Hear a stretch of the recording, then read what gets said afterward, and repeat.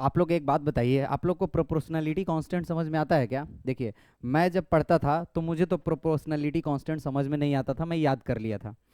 तो चलिए हम प्रोपोर्शनलिटी कांस्टेंट को एकदम देसी भाषा में समझते हैं। तो इसको समझने के लिए मैं आप सभी का स्वागत करता हूँ मित्रवत क्लासेस में। और यहाँ पे हम लोग सीखेंगे कि प्रोपोर्शनलिटी कांस्टेंट होता क्या है। देखिए, बहुत ही बढ़िया एग्जाम्पल पहले हम लोग ऐसे याद रखते हैं। फोर्स, हम लोग क्या याद रखते हैं? Force equal to k Q1 Q2 upon R²। Force equal to G M1 M2 upon R²। ऐसा पढ़े हैं? अब इसमें पूछता है कि के क्या है, कैपिटल जी क्या है, तो बोल देता है सब कि ये प्रोपोर्शनलिटी कांस्टेंट है, बोल देता है ना। लेकिन ये प्रोपोर्शनलिटी कांस्टेंट होता क्या है? अच्छा, सबसे बड़ी बात कि जब हम यूनिट डायमेंशन पढ़ रहे थे तो इसका यूनिट है, सॉरी इसका डायमेंशन है। तो भैया कोई कांस्टेंट चीज़ है, उसका डायमेंशन फिर कहाँ से आ गया? हम लोग पढ़े थे कि कांस्टेंट जो होता है वो डायमेंशनल लेस होता है। मास जीरो होता है, एल जीरो होता है, एम जीरो होता है, टी जीरो होता है, जितना भी है फंडामेंटल सब जीरो होता है। तो इसी को समझने के लिए हम यहाँ पे आज आए हैं कि क्या होता है। चलिए, अब बहुत अच्छा एग्जाम्पल से हम आपको समझा रहे हैं। देखिए क्या है कि सपोज ऐसा एक एग्जाम्पल है कि आप खाना खाते हैं, ठीक है? आप खाना खाते हैं तो क्या होता है, खाना खाने से क्या होता है, हमारा पेट बढ़ता है, ठीक है? इसको बस प्रोपोर्शनलिटी कांस्टेंट जो समझते हैं। तो हमने क्या किया, ऐसा एक मान लिया कि हम अगर 100 ग्राम खाते हैं, 100 ग्राम, ठीक है, तो 1.5 इंच से हमारा पेट बढ़ जाता है। एक एग्जाम्पल, ऐसा ही एग्जाम्पल ले रहे हैं, ठीक है? और तो इसका मतलब हो गया कि हमारा जो पेट का साइज है, पेट का साइज है, पेट का साइज वो क्या है, directly proportional to the amount of food, हमने कितना खाना खाया।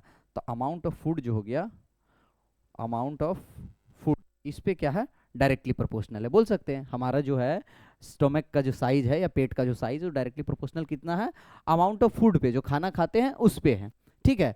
मतलब जब हम 100 ग्राम खाते हैं तो 1.5 इंच हो जाता है, बढ़ जाता है, 1.5 इंच से बढ़ जाता है, मतलब ये डेल्टा है, ठीक है?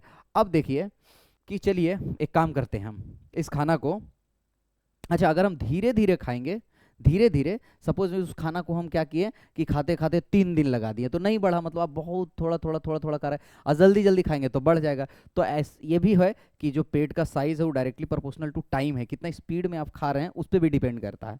बहुत ज़्यादा स्पीड में, डायरेक्टली प्रोपोर्शनल का मतलब होता है कि जितना स्पीड में आप खाएंगे, जितना, अच्छा इस डायरेक्टली प्रोपोर्शनल पे कुछ पावर भी हो सकता है, टाइम पर पावर 2 हो सकता है, ठीक है? अमाउंट ऑफ फूड पे पावर 7 हो सकता है, ये तो यूनिट डायमेंशन हमको बताएगा। जस्ट अभी हम ये जान लिए हैं कि जो हमारा है खाना ज़्यादा खाएंगे तो पेट बढ़ेगा, जल्दी जल्दी खाएंगे तो पेट बढ़ेगा, इतना समझ में आ गया। अब इसका मतलब ये दोनों जब दोनों पे डायरेक्टली प्रोपोर्शनल है तो हम इसको डायरेक्ट लिख सकते हैं पीएस, ऐसा आप देखे होंगे फिजिक्स में, PS directly proportional to amount of food into time, ठीक है? और किसी चीज़ पे डिपेंड करता हूँ, चलिए ना मैं दो ही चीज़ मान के चलता हूँ, ठीक है? थोड़ा सिंपल बनाते हैं समझने के लिए। अब देखिए यहाँ क्या है दिक्कत, अब यहाँ पे प्रोपोर्शनलिटी कांस्टेंट आएगा, देखिए क्या आएगा, ये जो है ये, इसको हम प्रोपोर्शनलिटी कांस्टेंट ऐसे लिखते हैं, पी एस इक्वल टू कोई भी कांस्टेंट एक्स वाई जेड जो भी लेना है, एक कोई कांस्टेंट ले लीजिए आप, ठीक है? तो आप ले लीजिए सी, एक कांस्टेंट ले लेते हैं, ठीक है? एक सी कांस्टेंट ले लेते हैं, ठीक है? इसको प्रोपोर्शनलिटी कांस्टेंट हम बोल दिए, ठीक है? और ये तो पहले, ये तो है ही A F into T, A F into T. यहाँ तक तो अभी तक पढ़ते आए हैं, इसके बाद ही मेन गेम है, यहाँ तक पढ़ते आए हम लोग कि क्या होता है प्रोपोर्शनलिटी कांस्टेंट। अब देखिए क्या है कि हम 100 ग्राम खाना खाएं, ठीक है? देखिए अब क्या है, अब समझिए, यहाँ से मेन मेन गेम यहाँ से स्टार्ट है।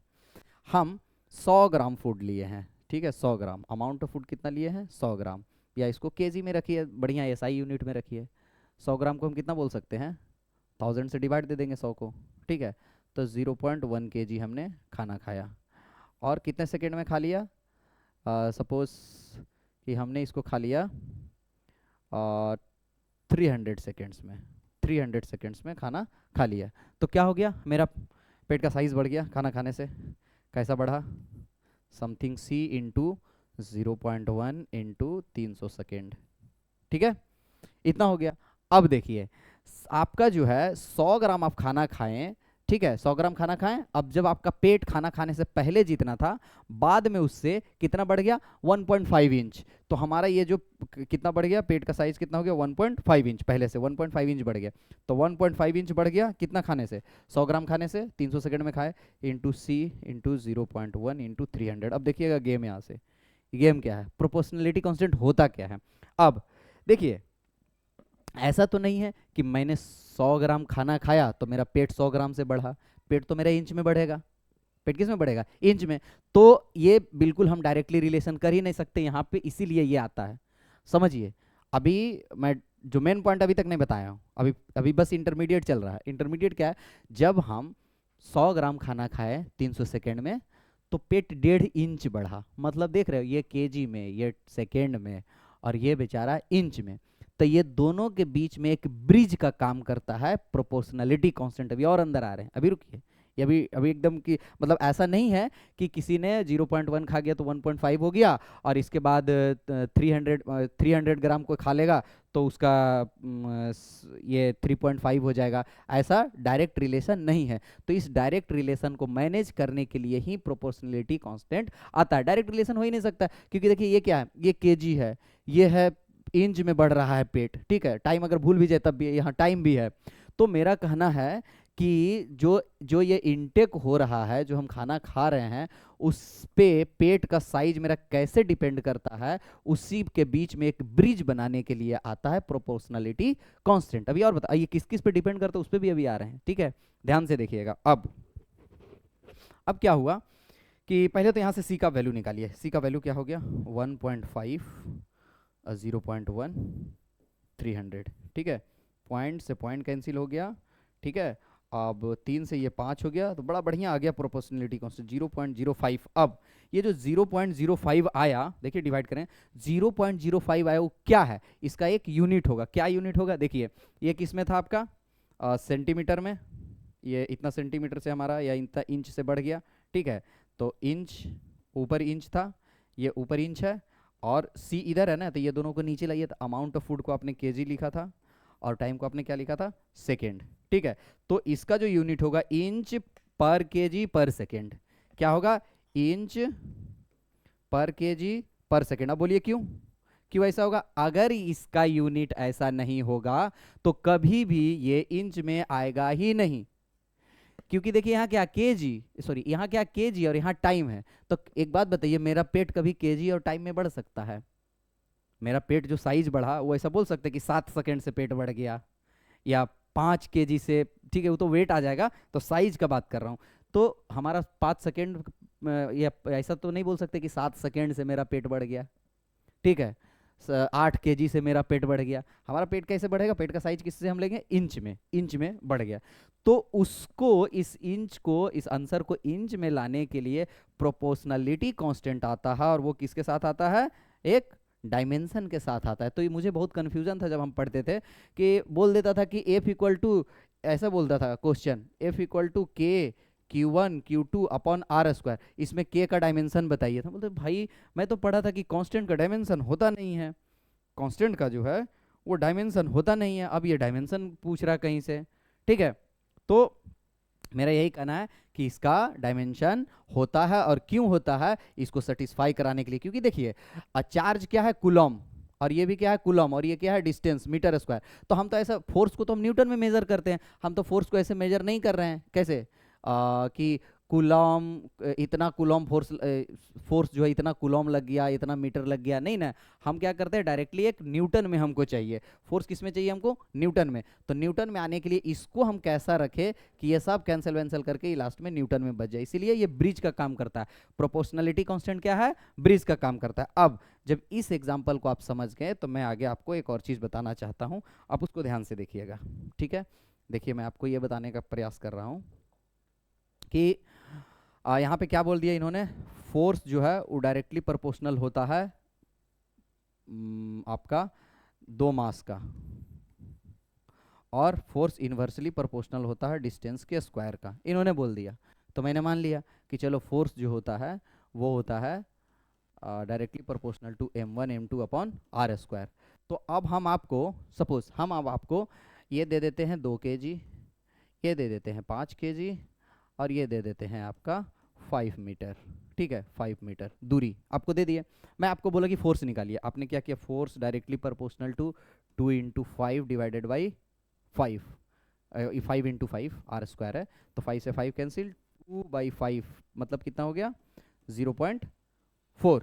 तो अब आप बोल रहे force is directly proportional to 0.4, और 0.4 क्या है, 0.4 है kg², क्योंकि दो ये था, और बाई मीटर²। आपने ऐसा लिख के दे दिया कि sir force directly proportional to, directly proportional का मतलब ये हो गया फोर्स कि हाँ अगर इस मास को हम थोड़ा बढ़ा देंगे तो फोर्स बढ़ जाएगा, इस दूरी को थोड़ा बढ़ा देंगे तो फोर्स घट जाएगा। लेकिन एग्जैक्ट फोर्स का वैल्यू कहाँ निकला, एग्जैक्ट नहीं निकल पाया आपसे, तो आप क्या करेंगे, एक प्रोपोर्शनलिटी कांस्टेंट आएगा। अब एक और चीज थोड़ा इससे एक और स्टेप आगे बढ़ के हम काम करते हैं। हम क्या करते हैं कि दो चार्ज है, दो चार्ज, अब ये तो मास का हो गया। अब ये देखिए दो मास जो आपस में रखा हुआ है उसमें कितना ग्रेविटेशनल फोर्स लगा वो पहले आप मेजर कर लीजिए लैब में। इसको चार्ज से समझिए, देखिए सेम चीज, अगर दो फोर्स है आपके पास, मतलब डायरेक्टली प्रोपोर्शनल आप निकाल पा रहे हैं, आप डायरेक्ट फोर्स का वैल्यू नहीं बता पा रहे, जब तक आपके पास प्रोपोर्शनलिटी कांस्टेंट नहीं रहेगा आप डायरेक्टली नहीं निकाल पाएंगे। देखिए अब देखिए ध्यान से, एक और चीज क्या है, यहाँ पे force equal to Q1 Q2 upon r²। ध्यान से सुनिएगा, इस पे बहुत एकदम डीप कंसेप्ट है। Q1 × Q2 upon r²। अब क्या किया कि दो चार्ज जो है उसके बीच में फोर्स आप लेबोरेटरी में जाके कैलकुलेट कर लिए हैं, लेबोरेटरी में जाके कैलकुलेट कर लिए, 2 मीटर की दूरी पर रख दिए हैं। चार्ज को ले लिए 1 कूलम, ये ले लिए 0.5 कूलम, और 2 मीटर की दूरी पर आप रख दिए। और आप जाके कहाँ से, लाइब्रेटरी से। अभी आप ये फॉर्मूला नहीं, फॉर्मूला तो मेरे को मालूम ही नहीं है, फॉर्मूला तो ऐसे मालूम है डायरेक्टली प्रोपोर्शनल, तो डायरेक्टली प्रोपोर्शनल फोर्स निकाल सकते हैं, एक्सियल वैल्यू नहीं यार। तो मैं लेबोरेटरी में गया और दो चार्ज को मैं कितना जोर से पकड़ के रखा हूँ कि ताकि एक दूसरे को ये सटे ना, मान लो कि दोनों क्या है, एक निगेटिव एक पॉजिटिव है, तो एक दूसरे को क्या कर रहा है, आपको अट्रैक्ट कर रहा है।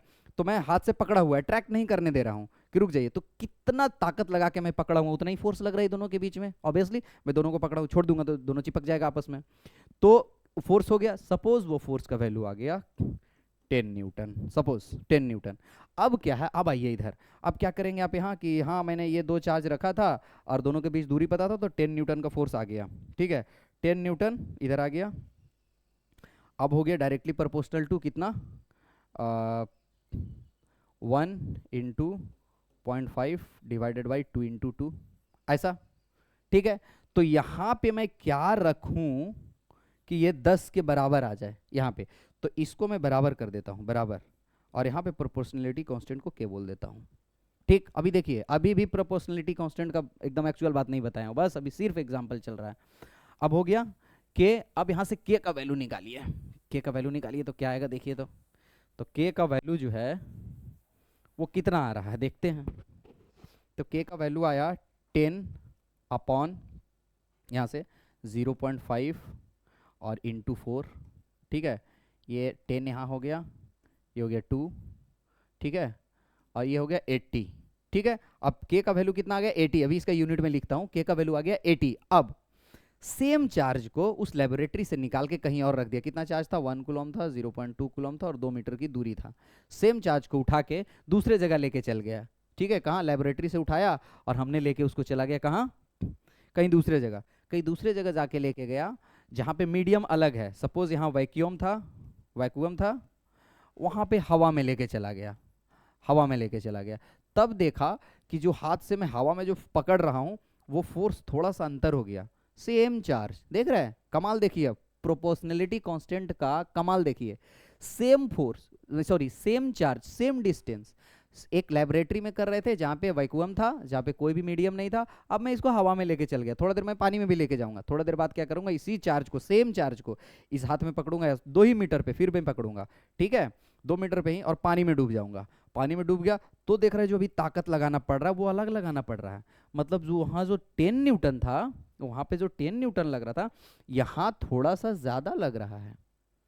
थोड़ा सा ज़्यादा लग रहा है यहाँ पे, वैक्यूम में 10 न्यूटन लग रहा था, यहाँ पे 11 न्यूटन लग रहा है, समथिंग लाइक, मतलब एग्जैक्ट मत आप मानिए, 11 न्यूटन लग रहा है। यहाँ पे पानी में लेके चल गए तो 12 न्यूटन लग रहा है। तो एक चीज़ और समझ में आने लगी भैया, जो आप बताए थे थोड़ा देर पहले कि force directly proportional to charge Q1 Q2 और उसका डिस्टेंस, तो ये तो हम हमेशा फिक्स रख रहे हैं, लेबोरेटरी में भी यही रखें, हवा में भी यही रखे, पानी में भी यही रखे, तो फोर्स हुआ तो अलग अलग आ गया, सेम तो आया नहीं। आप तो बोले थे कि इसी पे डिपेंड करेगा, तो इसीलिए तो बोला था कि डायरेक्टली इसके बराबर नहीं होगा, प्रोपोर्शनलिटी कांस्टेंट एक आएगा, वो भी मैटर कर। तो क्या हुआ, हम जो 3 जगह गए हैं अलग अलग, उसमें क्या चेंज हुआ, चार्ज तो सेम है, डिस्टेंस भी मैंने सेम रखा, मीडियम चेंज हो गया, तो क्या होगा, प्रोपोर्शनलिटी, जो यहाँ पे प्रोपोर्शनलिटी का वैल्यू आपका आया कितना, कितना आया था 80, ये प्रोपोर्शनलिटी कांस्टेंट के, मतलब के को हम 1/4 पाई, ये तो बाद में पढ़ेंगे, 1/4 पाई एप्सिलॉन 0 बोलते हैं, वो जो 80 आया यहाँ पे, वो हवा में 80 नहीं रहेगा, वो जरूर कुछ चेंज हो गया, तभी तो फोर्स 10 न्यूटन से 11 न्यूटन हो गया, बाकी तो सब सेम है।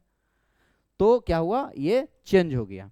तो प्रोपोर्शनलिटी कांस्टेंट क्या आता है, प्रोपोर्शनलिटी कांस्टेंट कहता है कि आपका जो चार्ज है, मतलब जितना चीज आप लिखे हैं उसके अलावा भी एक चीज है, और वो क्या चीज पे डिपेंड कर रहा है, अब ये किसी भी चीज पे डिपेंड कर सकता है, ठीक है। अब मेरा पेट का साइज जो बढ़ना है वो इस पे भी डिपेंड कर सकता है, मैं अगर बहुत ज्यादा एक्सरसाइज करके आया हूँ तो पेट नहीं बढ़ेगा, कम बढ़ेगा, तो प्रोपोर्शनलिटी कांस्टेंट वहां पर अलग हो जाएगा। समझ में आया।